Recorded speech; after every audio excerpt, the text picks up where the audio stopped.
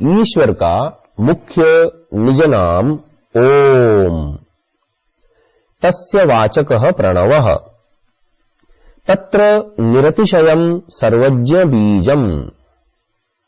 इस सूत्र में ईश्वर को सर्वज्ञ बताया है और ईश्वर से अधिक या समान ज्ञान अन्य किसी भी व्यक्ति या वस्तु में नहीं है, यह भी कहा गया है।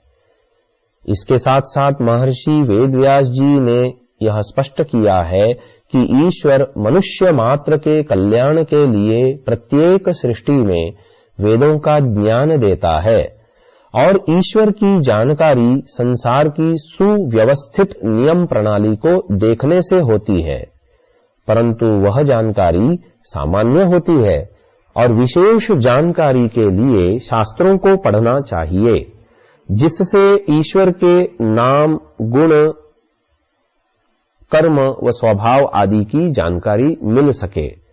ईश्वर वेदों का ज्ञान मनुष्य मात्र को देता है, इसलिए ईश्वर सभी का गुरु है और वह भी सब गुरुओं का गुरु होने से परम गुरु है। ऐसा स एष पूर्वेषामपि गुरुः काले नानवच्छेदात् इस सूत्र में प्रतिपादन किया है। ईश्वर ज्ञान प्रदाता और सर्वगुरु है, तो ऐसे गुरु को जानना चाहिए। ईश्वर को कैसे जाने, इस संबंध में सबसे पहले जिज्ञासा होती है कि ऐसे गुरु का क्या नाम है।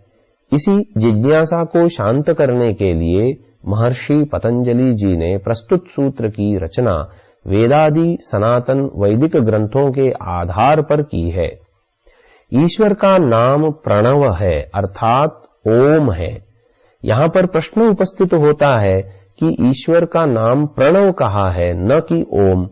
फिर प्रणव शब्द से ओम का ग्रहण क्यों किया जा रहा है? इसका समाधान यह है कि ओम शब्द का पर्यायवाची प्रणव है। इस कारण प्रणव शब्द कहने से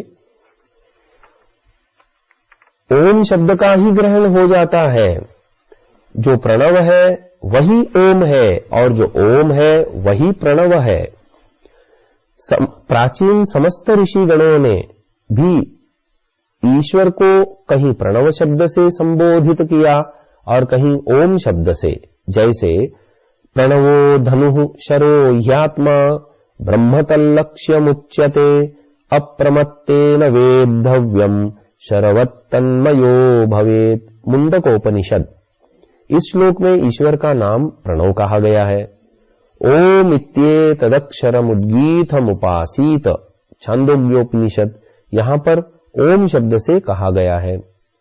ओम इत्येतदक्षरमिदं सर्वं तस्योपव्याख्यानम् मांडुक्योपनिषद, यहाँ पर ओम शब्द से कहा गया है।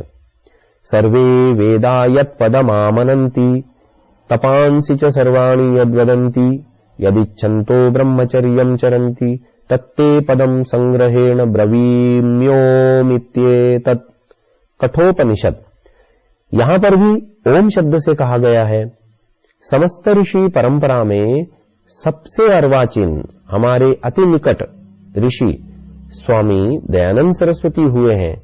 वे भी प्रणव को ओम ही कहकर लिखते हैं। तस्य वाचकः प्रणवः, जो ईश्वर का ओंकार नाम है सो पिता पुत्र के संबंध के समान है और यह नाम ईश्वर को छोड़ के दूसरे अर्थ का अग्नि आदि की भांति वाची नहीं हो